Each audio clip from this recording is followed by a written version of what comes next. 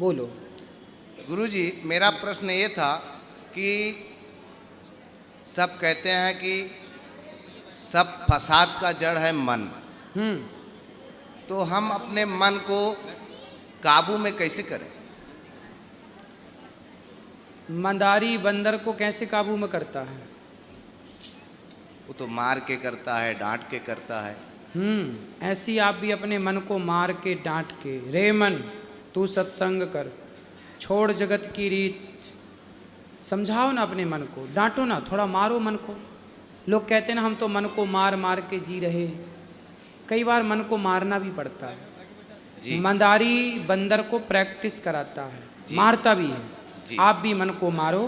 जैसे रबड़ी खाने की इच्छा है जी, और हमें पता है कि शुगर है जी, रबड़ी खाएंगे तो मर जाएंगे, क्योंकि शुगर बढ़ जाएगी जी, मर सकते हैं। इसलिए इच्छा भी है और रबड़ी सामने भी है, फिर भी नहीं खाना, मन को मारना है जी। पराई स्त्री में मन जाता है, मारना है मन को। रे मन क्यों जा रहा है? मन चंचल है, मारो मन को। हर इच्छाएं पूरी ना करो मन की जी। अभ्यास से सत्संग करते रहो, मन ठीक होगा जी। और एक सवाल और पूज्यवर कि यदि माता पिता गलती से या जानबूझकर या किसी भी कारणवश हमारे बचपन में हमारे माता पिता यदि कोई भूल करते हैं, कोई पाप करते हैं, कोई अनर्थ करते हैं, तो उस पाप से, उस अनर्थ कार्य से जो पाप के भागीदार हम भी तो हो सकते हैं, उससे कैसे छुटकारा पाया जाए? देखो, उन्होंने किया है तो उसका दंड उन्हें मिलेगा, आपने किया है आपको मिलेगा जी। लेकिन हमारे से यदि कोई पाप हो गया है और हमने उसका प्रायश्चित कर लिया, उसकी क्षमा मांग ली और कभी दोबारा वो दोहराया नहीं, तो भगवान क्षमा कर देते हैं। जो भगवान के आश्रित हो जाता है, शरण में चला जाता है, उसे क्षमा कर देते हैं।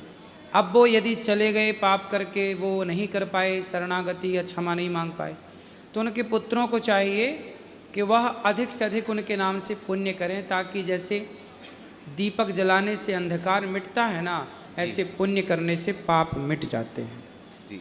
महाराज, हम बंगाल से आए हैं, रहने वाले तो उत्तर प्रदेश के हैं। ये मेरे धर्मपत्नी हैं और ये छोटा लड़का लड़की। आसनसोल में जब आप गए थे तो हम लोग गए थे, वहाँ पे रहते हबड़ा में हैं। तो हे महाराज, आप हम पर इतना कृपा करिए कि मेरा मन, मेरा विवेक आपके श्री चरणों में लगा रहे। बिल्कुल, भगवान के चरणों में आपका मन लगा रहे और सत्संग करते रहेंगे। और हे गुरु, बहुत गुस्सा आता है, फोन कर करके गाली देते हैं। किसको? हमको घर में। सर, हम हे गुरुदेव जी, हम आपसे मिथ्य नहीं बोलेंगे, सत्य बोलेंगे। हम अपने क्रोध पर काबू नहीं पा सकते। क्रोध पर काबू पाना ही क्यों है? क्रोध तो बहुत अच्छी चीज़ है, क्रोध आना चाहिए, पर कहाँ? जहाँ ज़रूरत है, जहाँ आपको लग रहा है कि यहाँ गलत हो रहा है, वहाँ गुस्सा करिए, बेवजह गुस्से में मत रहिए जी। जहाँ ज़रूरत है वहाँ तो क्रोध करना चाहिए ना। और क्रोध पर काबू कैसे पाया नहीं, जाए? काबू पाने नहीं है, बस वहाँ मत करिए क्रोध जहाँ करने की ज़रूरत नहीं है। जहाँ क्रोध करने की ज़रूरत है तो वहाँ करिए। जैसे द्रौपदी की साड़ी उतर रही थी, पितामह को क्रोध करना चाहिए था जी, नहीं किया। लेकिन जटायु जी ने क्रोध किया था रावण पर, ए रावण खड़ा हो जा। आपको भी क्रोध करना चाहिए, बहुत अच्छा है क्रोध। जहाँ ज़रूरत है, जहाँ किसी के साथ गलत हो रहा है, अत्याचार हो रहा है, वहाँ आप क्रोध से खड़े हो जाइए। लेकिन पत्नी पे गुस्सा क्यों करना है? पत्नी थोड़ी कुछ गलत काम करती है। काम नहीं होता है गुरुजी, तब क्या करते हैं, फोन करके घर में अशांत मचा। पत्नी पर, बच्चों पर, बच्चे गलती करें तो गुस्सा करिए, पर गलती नहीं है तो गुस्सा नहीं। हर समय अपने आप को क्रोध में नहीं रखना, ठीक है? बहुत क्रोध आता है, इतना क्रोध आता है कि अपने आप को नष्ट करने की इच्छा उत्पन्न हो जाती है। अच्छा, फिर क्या करते हैं आप? फिर यही करते हैं, इनको बच्चों को थोड़ा गाली गलौज कर देते हैं, ये सब करने से थोड़ा सा मन शांत होता है, या अच्छा, अपने आप को तो शांत पत्नी को करने- डांटने से मन शांत होता है। और गुरुजी तो सुनो हम- मैया, तुम्हारे पति तुम्हें डांटते नहीं है, अपने गुस्से का इलाज करते हैं। तो फिर आप रिस्पांस जवाब ना दिया करो, समझ लो कि उनके भूत उतर रहे हैं। मैंने कहता भी हूँ कि जब मैं गुस्सा करूँ तो तुम मुझे बल्कि शांत किया करो। हाँ, और तुम तो फिर ये भी गुस्सा करने लगती हैं क्या? जी। अरे मैया, तुम पति पे थोड़ा दया करो, इनके गुस्से पे साथ दो। आज 25 साल से दया कर 25 साल से आप दया कर रही हो। बहुत ज्यादा हो गया, 25-26 हाँ, दया कर रहे हैं। आज 25-26 साल से दया कर रहे हैं। तब गई बहुत थोड़ी रही, 25 साल अब और। बोलने का हमारा विचार नहीं था गुरु आप सुनो, पर बहुत जब ये गुस्सा करें ना, हाँ। तो आप समझो कि इनका क्रोध समाप्त करना है, क्योंकि ये कह रहे हैं कि मैं अपने नुकसान कर सकता हूँ क्रोध में, तो ये अपना कुछ बिगाड़े, उससे अच्छा है आपको कुछ कह रहे हैं तो सुन लो। पहले गुरुजी इनकी पीछे गाली- भागते थे, आप क्या करते, चुपचाप हो जाते एकदम बंद, जो भी मर्जी करो। जब फोन करके गाली देते हैं तो बोलते हैं जो मर्जी कर लो, अपने आप शांत हो जाते हैं। फिर अच्छा, तब फिर- शांत हो जाते हैं। जब तो बोलते अच्छा तो करो। है, आप बहुत समझदार हो। फिर आप जवाब नहीं देती हो? जवाब जब गुस्सा लगता है जवाब दे देते हैं, काहे झूठ नहीं, बोले। जब इनका गुस्सा उतर जाए ना, तब जवाब दिया करो। हाँ, कभी कभी ऐसे ही करते हैं, जब एकदम हद कर देते हैं, घर में अशांत कर देते हैं, तब तो भाई गुस्सा। तो ये हद कौन सी पार करते हैं? हद कर दी आपने। चीज बरन घर में तोड़ते हैं। क्या तोड़ देते हैं? चीज बरन घर में सामान तोड़ते हैं। क्या तोड़ देते हैं? पापड़ वगैरह? हाँ, जो घर में सामान है। बस गुरुजी इतना ही कहना था हमें आपसे। और खुश रहिए। अंत में एक चौपाई बोलना चाहता हूँ। कहो। अच्छा, सही सही बताओ अपने माता पिता के बारे में। नहीं अच्छा महाराज, थोड़ा सा महाराज 1 मिनट बोलो, ज़्यादा बोलो। नहीं लेंगे। मेरे माता पिता, जो अब मैंने पहले बताया कि माता पिता से कोई भूल हो जाए या पाप हो जाए, मेरे पिताजी मेरे बचपन में, जब मेरा उम्र 11 से 12 साल का था, 13 साल में मेरा शादी हुआ इनसे। तो मेरे माताजी तो नहीं, लेकिन माताजी भी उतना ही दोषी हैं जितना पिताजी, क्योंकि माताजी को पता था। क्या दोस्त था?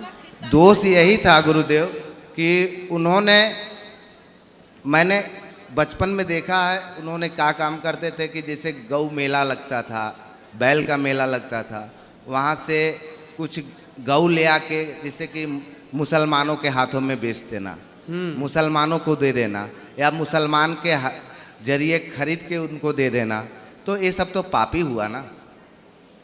तो वो गाय की हत्या उन्होंने तो नहीं की, लेकिन उनका धंधा रहा होगा खरीद के बेचना। हाँ जी, उनका यही धंधा था। धंधा का मतलब तो ये नहीं होता कि हम उन्हीं के हाथ में बेचें, हम तो किसी हिंदू के हाथ में भी बेच सकते हैं।